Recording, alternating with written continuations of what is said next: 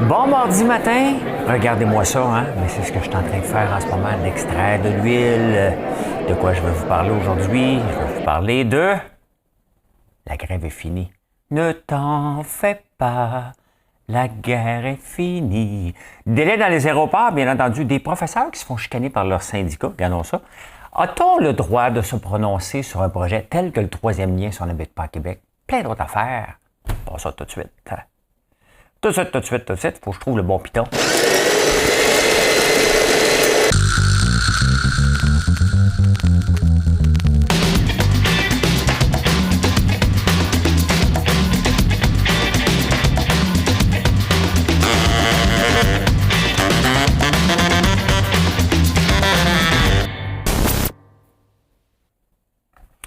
On veut toujours battre le marché boursier. Tout le monde veut faire ça, même ceux qui n'ont pas beaucoup d'argent veulent toujours faire plus d'argent que les autres. Je vais vous donner un truc qui marche à tout coup. Mais à tout coup. Un truc facile en plus, hein, dans la section finance. Vous allez voir. Si vous n'avez pas arrangé avec le gars début, vous allez voir, vous allez bien comprendre. On commence avec l'énigme. Mesdames et messieurs, 2LGBTQI+, voici l'énigme du jour. Je suis en train de tester le nouveau savon pour les mains. Je capote. Il y a 504 ans, okay, c'était le décès d'un peintre célèbre et un inventeur notoire. Il a, entre autres, inventé le ball bearing, le roulement à billes. À ne pas confondre, à ne pas confondre.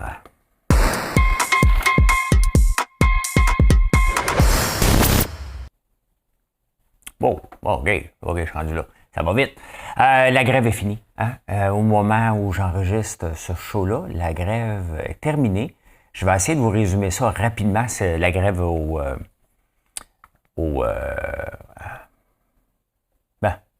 la grève We Got a Deal. Hein? Écoute, il demandait 9,5, il demandait 13,5, le gouvernement leur offrait 9,5. Au total, c'est 12,6 qu'ils vont avoir. Ils vont avoir une rétroaction. Voilà. Quoi d'autre qu'ils vont avoir?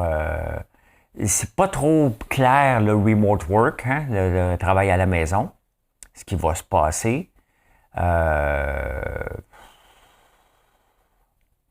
Honnêtement, c'est vague un peu au moment où j'enregistre, là, parce que... Mais bon, ils ont un deal. Est-ce que c'est une bonne nouvelle? Souvent, un mauvais deal est mieux qu'un deal devant un juge ou un arbitre, hein, parce que c'est là qu'il s'en allait. Et l'affaire, c'est qu'on n'a pas un premier ministre qui est capable de gérer quoi que ce soit. Fait que, honnêtement, réglons ça, parce que ça va nous coûter plus cher à la fin. On ne peut pas rien s'attendre à Justin. Il faut se rendre à l'évidence, là. Bravo pour les fonctionnaires. Bravo aux syndicats qui ont bien négocié ça. Non, mais tu sais, à un moment donné, il faut donner crédit à César. T'sais. Donc, au moins, c'est terminé. Vous allez pouvoir avoir vos passeports, mais là, il va y avoir un délai épouvantable. Il va y avoir des line-up partout. Mais c'est comme ça. C'est comme ça. Au moins, il y a un deal, on passe à autre chose. Et il ne faut pas s'attendre. Dites-vous là, que tant mieux, il ne fallait pas s'attendre à grand-chose. C'est pas trop clair, le travail à la maison, qui était une des choses très importantes pour eux, s'ils l'ont mis ou pas. Ça a l'air être vague, fait que d'après moi, le syndicat n'a pas trop gagné là-dessus. Hey, délai dans les aéroports, ça, c'est pas drôle. Hein? Je m'en vais en vacances cet été. Moi, surtout que je vais en vacances ou quelque part, la barre de pogne. Je vais à Québec, il fait toujours froid. J'aime Québec, là. Hein? J'y vais souvent, j'aime ça. Mais j'ai pas une journée encore que je peux dire « Hey, c'est qu'on est bien. » Oh. Depuis que j'ai échappé un sac, j'en échappe plusieurs. Je m'excuse. Délai dans les aéroports, 73% des avions, il y a 4 ans, partaient à temps. Maintenant, c'est rendu à 61%. On s'attend à des longs délais cet été dans les aéroports. Fait que, moi, je fais Montréal-Paris, Paris-Florence. Je monte jusqu'à Milan, puis je prends le train. Donc, je fais ça pendant 2 semaines. J'ai bien hâte.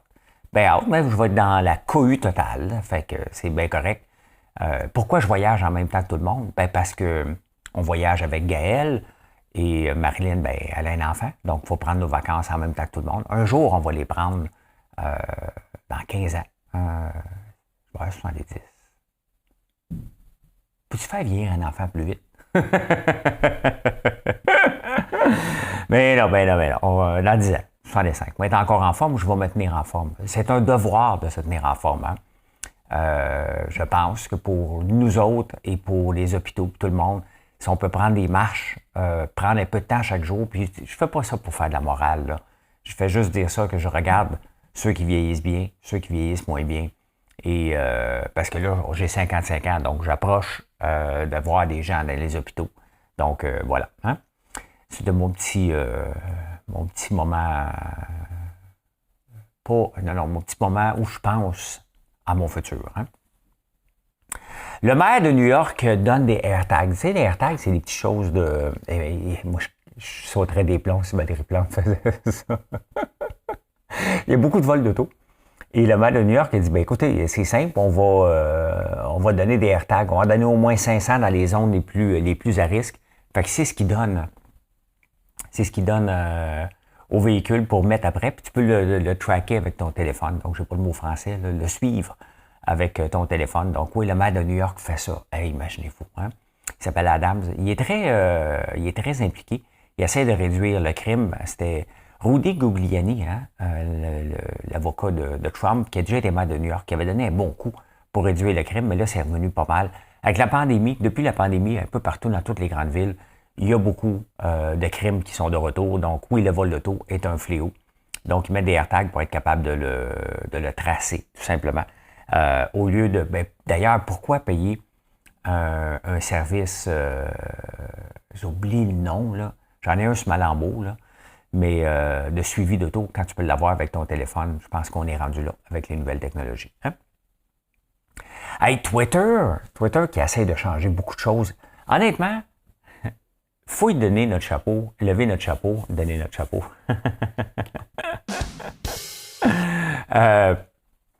Elon Musk d'essayer des affaires.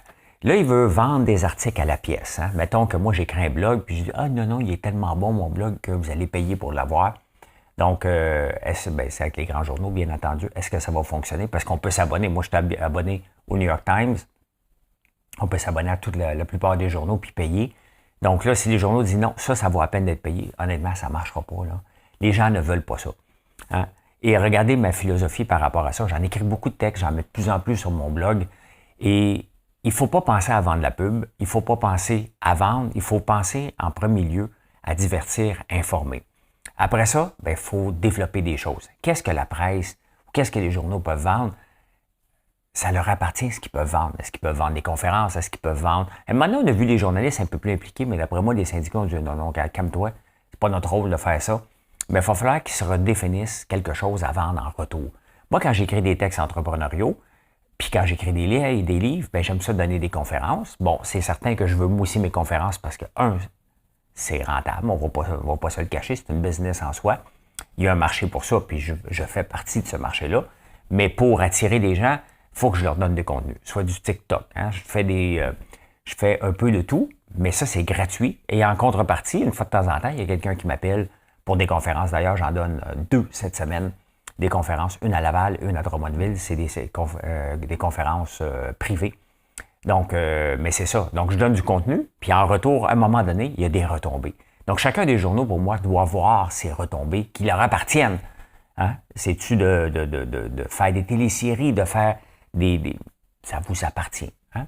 Mais regardez sur mon site, j'ai pas de pub. J'ai des produits. Vous venez sur mon site, vous lisez, peut-être que vous allez acheter un savon, peut-être que vous allez acheter du sirop d'érable, peut-être rien, puis c'est bien correct comme ça. C'est une question de nombre à un moment donné. Plus de gens viennent à un moment donné, c'est une question de statistique.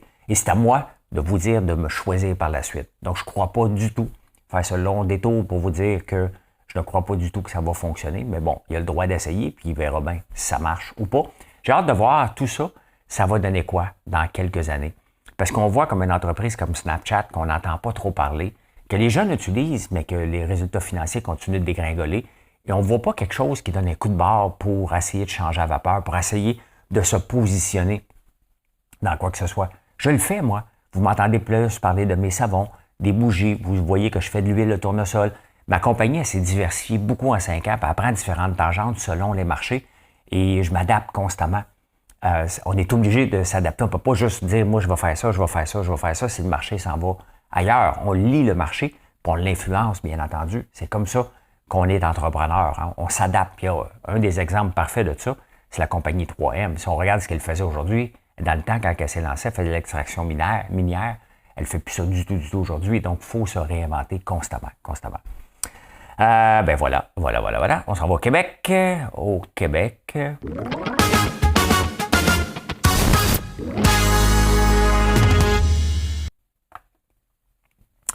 Des professeurs de cégep qui veulent parler de la loi 101 se font taper dessus par les syndicats. Hein? Les syndicats disent non, tu n'iras pas là, tu ne vas pas faire, puis ils se font censurer. Hein? Est-ce que c'est le rôle des syndicats hein?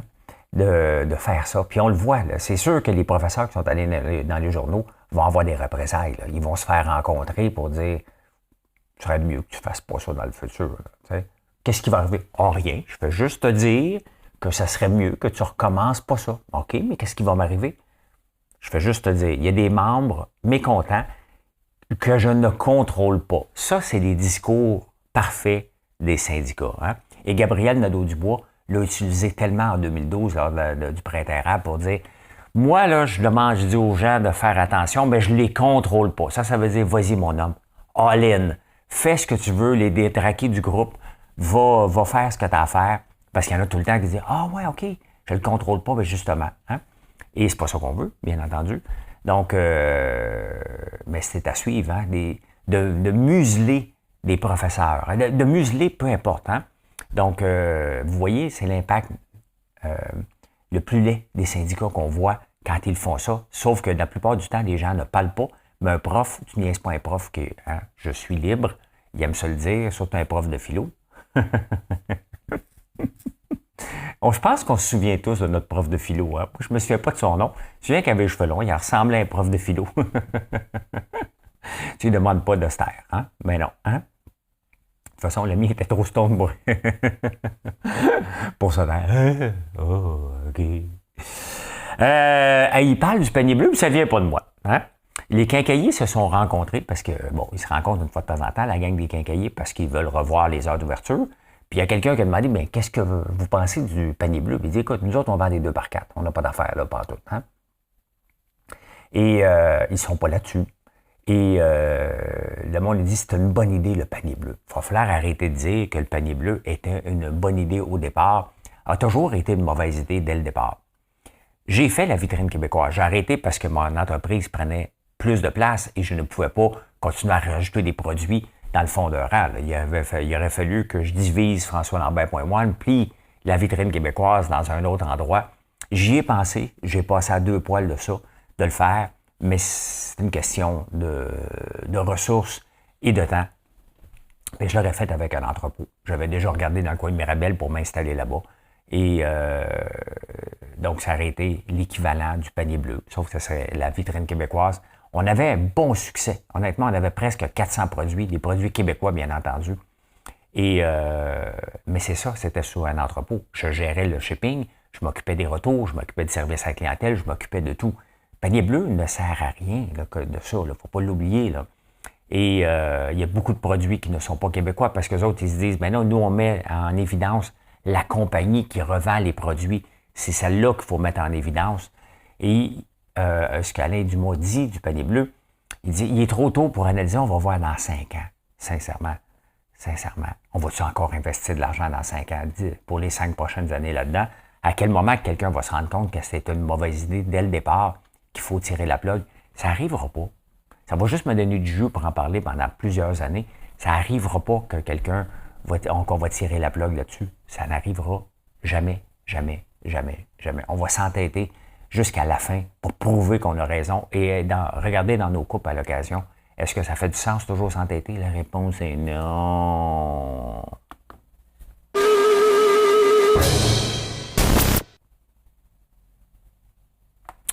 Je me suis prononcé la semaine passée, il y a 2 semaines, sur le 3e lien dans les débatteurs, puis ça a donné une petite discussion sur Twitter. En fin de semaine, j'ai écouté Antonine, Dominique et Victor dans leur podcast dans les couloirs en revenant de Québec. Et Victor disait, mais on ne peut pas se prononcer sur le 3e lien si on n'habite pas Québec. Moi, j'ai une autoroute 50 ici. Pensez-vous que qui va s'appeler Guy Lafleur, Pensez-vous que les gens de Québec ou de Rimouski ou de la Gaspésie n'ont pas à se prononcer si le gouvernement veut mettre, mettons, 8 milliards pour l'agrandir? La réponse est oui. OK? On peut donner notre avis hein, sur les dépenses et sur la direction que le gouvernement veut, qu'on veut qu'il fasse, peu importe la région qu'on habite. Sincèrement, sinon, ça serait complètement ridicule. Là. Donc, oui, les gens de Québec protègent leur troisième lien avec raison. Mais Antonine a dit, Victor a dit, on ne peut pas se prononcer, Antonine, puis je les aime, là. Mais il est hors de question qu'on n'a pas le droit de se prononcer. On a le droit de se prononcer tout ce qui se passe. Sinon, regardez dans le journal. Et on parle du Journal de Montréal, on parle des fois de Saint-Lin, puis qu'est-ce qui se passe à Saint-Lin. Je ne sais pas pourquoi on en parle autant de cette municipalité-là, mais probablement 90% des gens n'ont jamais été à Saint-Lin, puis je m'inclus là-dedans. Est-ce qu'on a le droit de donner notre avis sur ce qui se passe là-bas? Ben oui. Hein? Des arbres. Ils vendent fort. Il pleut, puis ils vendent fort, pour que les arbres tapent sa maison. Oui, on a le droit de donner notre avis. Est-ce qu'on le vit? Non, on ne le vit pas. Mais le 10 milliards, 15 milliards, si on parle d'un projet de 10 milliards, on s'entend que c'est un projet de 30 milliards après. Là. Donc, ça fait partie, on a le droit d'en parler. On a-tu le droit de parler d'un train rapide alors qu'on ne l'utilisera pas? La réponse est oui, bien entendu. Dès que c'est notre argent et c'est le gouvernement qu'on a mis au pouvoir. Donc, moi, j'ai été à Québec en fin de semaine. J'ai fait Québec, Lévis plusieurs fois, pas pour le fun, parce qu'on allait là-bas. Et bon, je n'étais pas dans le trafic, bien entendu. J'ai bien pu voir que c'est loin quand tu habites Lévis puis Québec. C'est juste ça que je peux dire. Hein? Quand tu travailles au centre-ville de Québec puis tu habites Lévis, tu t'es pas donné beaucoup de facilité. Là. Si tu habites encore plus loin Beaumont puis tu viens travailler au centre-ville de Québec, tu t'es donné un peu de misère pour vivre ta liberté puis ta piscine. C'est bien évident, là. C'est ça qu'il faut revoir. Et est-ce que le gouvernement... J'étais pour le troisième lien, là. Est-ce que le gouvernement doit repenser et dire, regarde, au lieu d'offrir des nouvelles possibilités, qu'est-ce qu'on doit faire? Est-ce que c'est le traversier? Est-ce que c'est de convaincre les gens de ne pas habiter là d'une façon ou d'une autre? Là?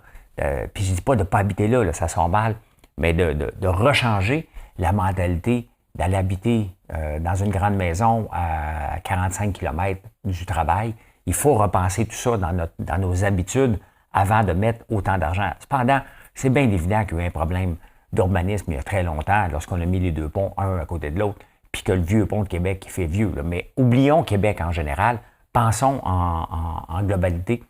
Vous avez le droit de donner votre opinion, c'est ce qui se passe dans ma municipalité, tant que ça implique les taxes du gouvernement, on a le droit d'en parler, point final. Finance.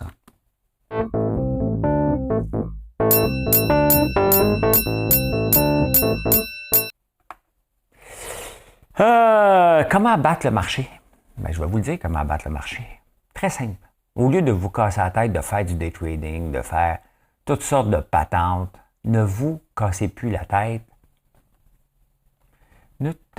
J'ai juste la toune. La guerre est finie. La grève est finie. Ben écoutez, regardez la belle boîte de chocolat que ça me tente de faire. Et moi, je vois ça, je me dis, OK, je vais faire ça pour la reine. Ben c'est très simple. Hein? Tu investis dans les compagnies qui ont eu l'approbation royale, Royal Warren. Il y en a beaucoup. Heinz en fait partie. Si on regarde les compagnies, il y a le chocolat Prestat. Il y avait, je pense, le fromage Perron, hein, que la reine aimait beaucoup aussi. Gordon Bell, Burberry en fait. Quoi d'autre? Il y a le Switch, les montres de Switzerland. Bien, regardez, depuis 6 mois, le marché boursier a récupéré t'as peu. Ouais, le marché boursier a récupéré de 36 % depuis 6 mois sur les parquets de Londres et les compagnies qui ont l'approbation royale ont augmenté de 100 %. Mais le luxe, on s'entend qu'il y a beaucoup de compagnies de luxe là-dedans, puis le luxe explose littéralement. Hein? Explose. Burberry, je pense, c'est 100 % d'augmentation, 250 % d'augmentation. Puis, je vous ai parlé beaucoup de Louis Vuitton aussi. Le luxe à la cote, combien de temps?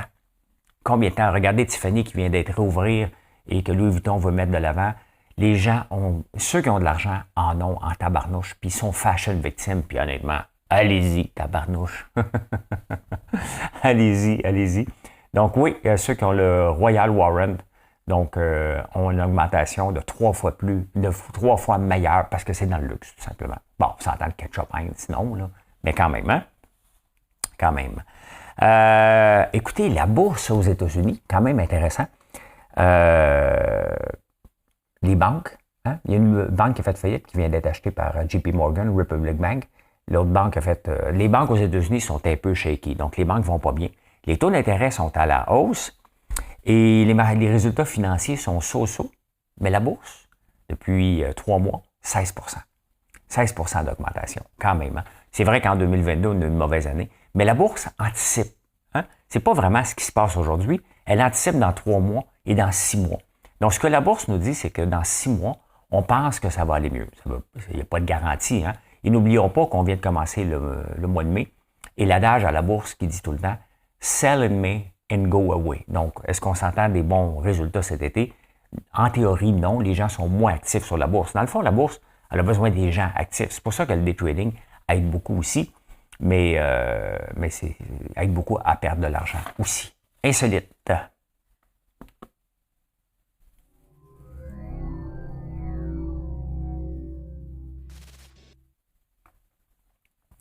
Insolite. Écoutez, à Tremblant, ils bannissent les feux d'artifice. Est-ce que c'est une bonne nouvelle? La réponse est oui. Hein?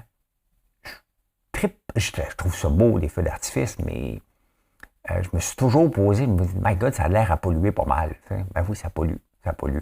Ça fait du bruit, ça dérange l'écosystème, puis là, Tremblant dit c'est assez, puis probablement qu'il y a d'autres villes qui vont suivre. On est rendu là, je pense. Hein?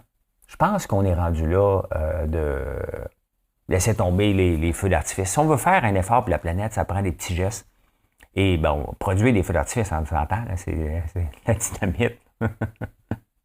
Donc, je trouve que c'est un bon geste. Hein? J'haïs pas ça, mais c'est un peu comme la ronde. Hein? En fin de semaine, je passais à côté de la ronde, je me dis, moi, je ne retourne plus là. Depuis l'année passée, la montagne russe m'a dévissé la tête. Là. Je comprends plus le principe. De toute façon, c'est mal entretenu, c'est pas beau, c'est sale. Ça ne m'intéresse pas pantoute. Mais ouais, les feux d'artifice à Tremblant, c'est terminé. Quand même, hein? C'est le couronnement de Charles dimanche, le 6 mai. Harry va être là juste 2 heures. Il va arriver, peut-être qu'il va coucher là. Après le couronnement, il prend son jet puis il s'en va. Je ne sais pas s'il y a un jet privé, mais en tout cas, 2 heures après, il se retourne, ça a la fête à son fils, il ne veut pas rater ça. Hein? Les retombées, quand même, du couronnement. On s'entend que c'est complètement démentiel. Hein? C'est sûr que Justin va être là. 1 milliard de retombées pour Londres, tout simplement. Hein? Donc, c'est énorme, c'est énorme. C'est plus que la Formule 1. Là. On s'entend là, quand la Formule 1 parle qu'il y a des retombées ici, puis c'est pour ça qu'il faut investir dans les milliardaires, leur donner de l'argent. Bien là, c'est vrai. Là, c'est des vraies retombées. Là, hein? Gwendoline Christie, la connaissez-vous?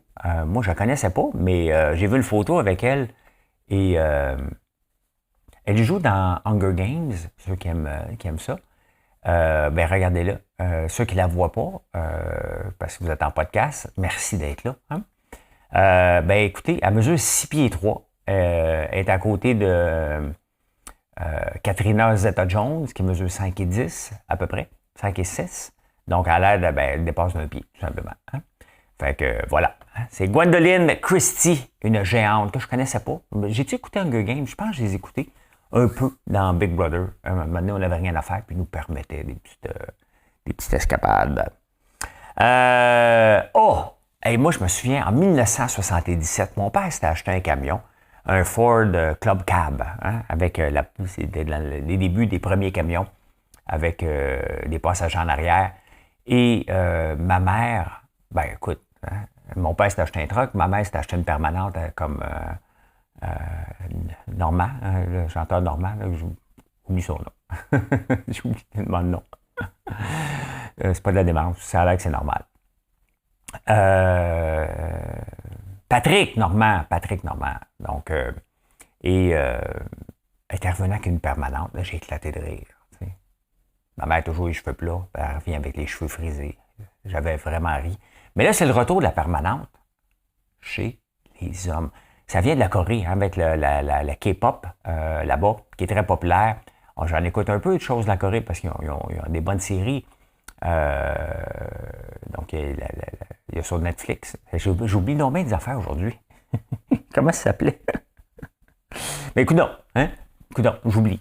Ça ne doit pas être si important que ça. Ma blonde s'appelle comment? Marilyn. D'accord, c'est ça qui est important. Mes fils, Mathieu et Alexis. OK, parfait. Donc, tout va bien. Et j'ai déjà eu un accident de moto quand j'étais jeune, hein, puis il venait me voir régulièrement pour me poser des questions. Comment tu t'appelles? Il m'appelle François, arrête de m'écœurer. Là. Mais bon, il devait le faire parce que j'avais eu un bon coup sur la tête. Fait que voilà, c'est le retour de la permanente chez les hommes, tabarnouche. Mesdames et messieurs, 2ELGBTQI+, voici Mais il y a l'énigme du jour. 504 ans, le 2 mai 1759. C'est ça, 504 ans. Le décès de Léonard de Vinci. C'est lui qui a inventé les ball bearings, hein?